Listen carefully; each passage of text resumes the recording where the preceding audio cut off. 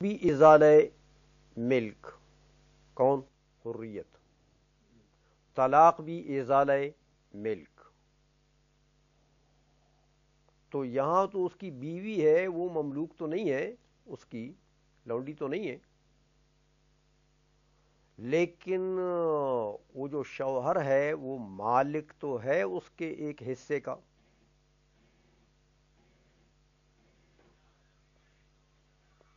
اس کے ایک حصے کا تو مالک ہے. تو من وجہن عورت جو ہے یہ من وجہن مشابہت رکھتی ہے کس کے ساتھ؟ غلام یا لونڈی کے ساتھ.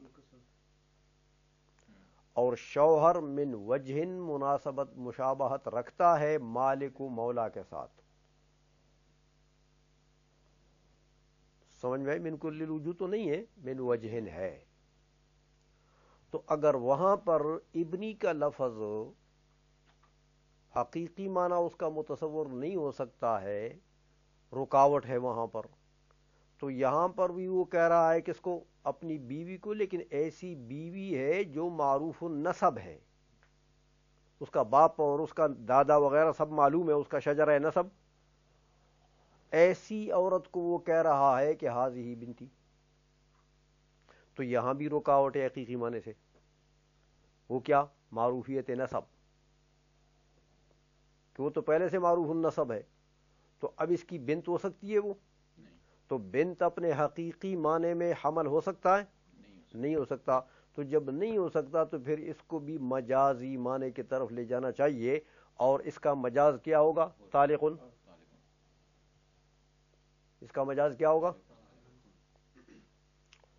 تو بیوی کو طلاق ہو جانی چاہیے، چھوٹی ہو اس سے یا بڑی ہو، اس کا کوئی لحاظ نہیں، کیونکہ وہ معروف النسب ہونے کی وجہ سے وہ حقیقی معنی مراد نہیں لیا جا سکتا. یہاں رکاوٹ وہ ہے، وہاں رکاوٹ اور تھا، یہاں رکاوٹ اور ہے حقیقت سے. سمجھ میں آ گئی ہے؟ تو سوال یہ ہوتا ہے کہ اس صورت میں ہذہ بنتی اگر وہ بیوی کو کہہ رہا ہے، چاہے وہ اس سے چھوٹی ہے چاہے اس سے بڑی ہے، لیکن وہ ہے معروف النسب، تو پھر حقیقی معنی تو یہاں بھی مراد نہیں لیا جا سکتا، رکاوٹ ہے یہاں پر کہ وہ معروف النسب ہے. تو پھر مجازی معنی کی طرف جانا چاہیے، اور مجازی معنی کیا ہوگا؟ ازالہ ملک متع. تو ازالہ ملک متع کس سے ہوگا؟ طلاق سے. لہذا بیوی کو طلاق پڑ جانی چاہیے اس لفظ سے. حالانکہ اے حنفیو تم کہتے ہو نہیں،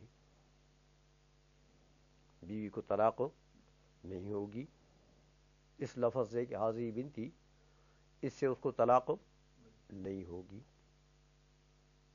تو تمہارے اپنے قاعدے کے مطابق تو بات ہے، سمجھ میں آ گئی ہے؟ تو طلاق ہو جانی چاہیے. آئی سمجھ میں؟ یہ سوال ہوتا ہے، تو مصنف نے یہ سوال نقل کیا، اس کا جواب دے رہے ہیں ہم. فرماتے ہیں ولا یلزم علی ھذا، اور نہیں سوال لازم آتا علی ھذا، اس پر. کس پر؟ وہ ھذا ابنی. اذا قال لامرأته ھذہ بنتی، جب کہے اپنی عورت کو کہ کیا کہے؟ کہ ھذہ بنتی. کون سی عورت؟ ولہا نسب معروف من غیرہ، اس عورت کا ایک نسب معروف دوسرے سے ہے. ہاں، حیث لا تحرم علیہ، کہ یہ بیوی اس مرد کے اوپر ھذہ بنتی کی وجہ سے حرام نہیں ہوگی، طلاق واقع نہیں ہوگی. ولا يجعل ذلك مجازا عن الطلاق، ہاں، اور اس کو مجاز عن الطلاق نہیں بنایا جائے گا. بنتی کو طالقن کے معنی میں، ہاں، سواء كانت المرأة صغرى سنا منه او كبرى، ہاں، بیوی اس سے چھوٹی ہو یا بڑی ہو عمر میں. سمجھ میں آ گئی ہے؟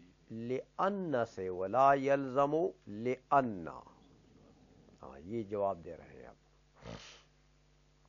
اس کا لأن جار مجرور کا تعلق ہو، یہ ولا يلزم سے ہے. یہ سوال لازم نہیں آتا. کیوں؟ کہتے اس لیے دیکھو، اگر آپ ٹھیک ہے آپ نے تقریر تو بڑی کر دی کہ جناب وہ حرن جو ہے وہ بھی ازالہ ملک ہے تو طلاق بھی ازالہ ملک ہے تو دونوں میں مشابہت ہے، تو آپ نے تو طلاق کو ملا دیا کس کے ساتھ؟ حرن کے ساتھ، کہ حرن اگر مجاز ہو سکتا ہے ابنی سے تو طالق المجاز ہونا چاہیے بنتی سے، لیکن ایسا ہے نہیں، ایسا نہیں ہوگا۔ وجہ یہ ہے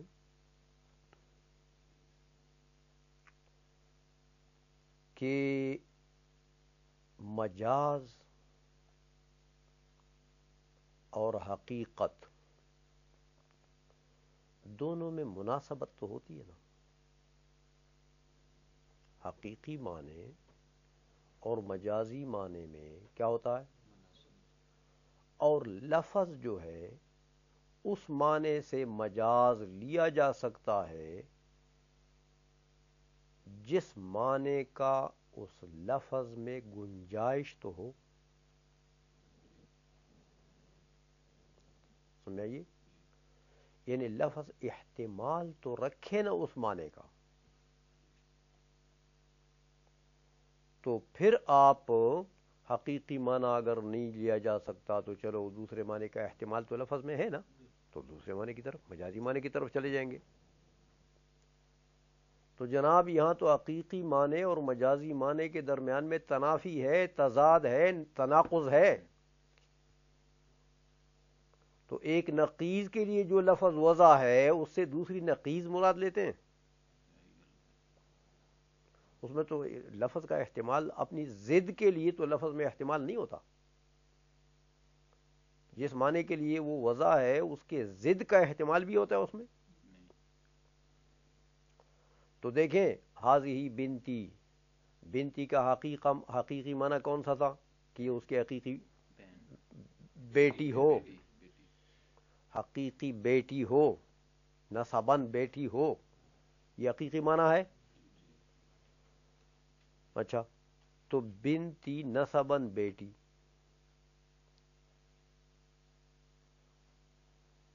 منکوحہ ہو سکتی ہے؟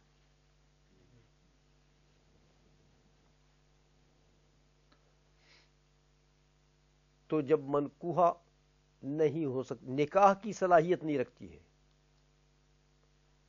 تو نکاح کی جب صلاحیت نہیں رکھتی ہے تو طلاق تو نکاح کے احکام میں سے ایک حکم ہے، طلاق کی صحت بعد النکاح ہوتی ہے، پرائی عورتوں کو کوئی طلاق نہیں دے سکتا،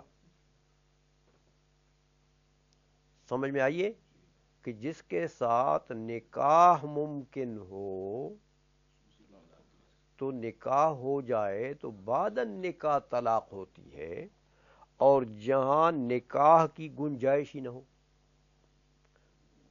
لفظ ایسا ہے کہ وہ نکاح کا منافی ہے بالکل، وہ بنت وہ تو نکاح کے منافی ہو، تو محرمات میں ذکر ہے اس کا، حرمت علیکم امہاتکم و بناتکم، تو یہ تو وہ نہیں ہے، لفظ اس کا متحمل ہی نہیں ہے، بلکہ الٹا تنافی ہے، نکاح کے درمیان میں اور بنتیت کے درمیان میں تنافی ہے، تو لفظ اپنے متنافی اور اپنے ضد کا متحمل نہیں ہوتا، تو جب نکاح کا متحمل نہیں ہے تو نکاح کے احکام میں سے کسی حکم کا بھی متحمل نہیں ہو سکتا، تو طلاق کا متحمل کیسے ہو گیا؟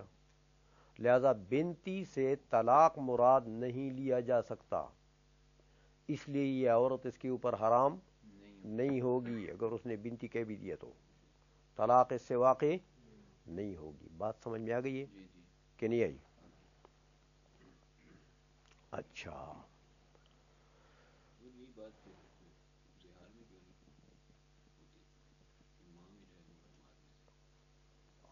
اصل بات یہ ہے کہ ادھر تشبیہ دی جاتی ہے، زہار بدون تشبیہ نہیں ہوتا ہے، اس کے لیے تشبیہ شرط ہے، یہاں تو اس نے ٹائٹل ہی ایسا دیا کہ اس نے ڈائریکٹ کہہ دیا کہ حاضی بنتی کا ابنتی نہیں کہا،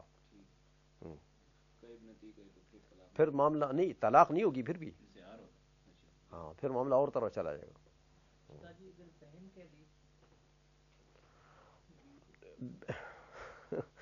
بہن کہہ دے تو پھر بھی یعنی نہ طلاق کا اس پر حکم لگایا جا سکتا ہے اور نہ حرمت کا. زہار تو ہے ہی نہیں نا, سمجھ میں آئیے. اس لیے کہ بہن جو ہے اس میں دو احتمال ہیں. ایک ہے اخوت اسلامی کہ حاضی اختی, ابراہیم علیہ السلام نے نہیں کہا تھا تو کیا حضرت سارہ جو ہے وہ حرام ہو گئی ابراہیم علیہ السلام پر؟ یہ تو قرآن ہے. سمجھ میں آ گئی. اس لیے اخوت اسلامی جو ہے اس کا احتمال اس لفظ میں ہے. تو جب لفظ احتمال رکھے تو اسی طرح ڈگری مفتی نہیں دے سکتا ہے اس کے اوپر کہ یا طلاق ہو گئی یا حرام ہو گئی. سمجھ میں آ گئی ہے؟ اچھا بات سمجھ میں آ گئی ہے.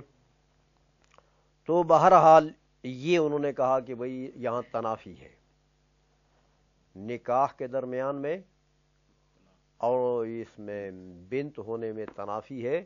تو جب یہ تنافی ہے تو نکاح کے احکام کے ساتھ بھی ظاہر بات ہے کہ تنافی رہے گی, طلاق مراد نہیں لیا جا سکتا. آئی سمجھ میں؟ ہاں کہتے ہیں بخلاف قولی ھذا ابنی, وہ جو ابنی پر تم بنتی کو قیاس کرتے ہو یہ قیاس مال فارق ہے, یہ صحیح قیاس ہو. ابنی سے تو حرن مراد لے سکتے ہو لیکن بنتی سے طالق مراد ہو. ہاں یہاں تو تنافی ہے تو وہاں تو تنافی نہیں ہے بھائی. سمجھ میں آ گئی ہے؟ کیونکہ ابن دیکھیں ابن ہونا یہ ملکیت کے منافی نہیں ہے.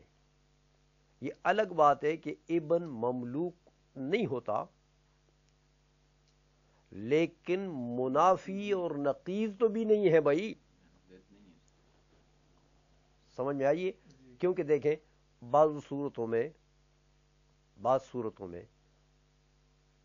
ابن بھی ہوتا ہے مملوک بھی ہو جاتا ہے. سمجھ میں آئیے؟ مثلا بیٹا ہے وہ غلام ہے,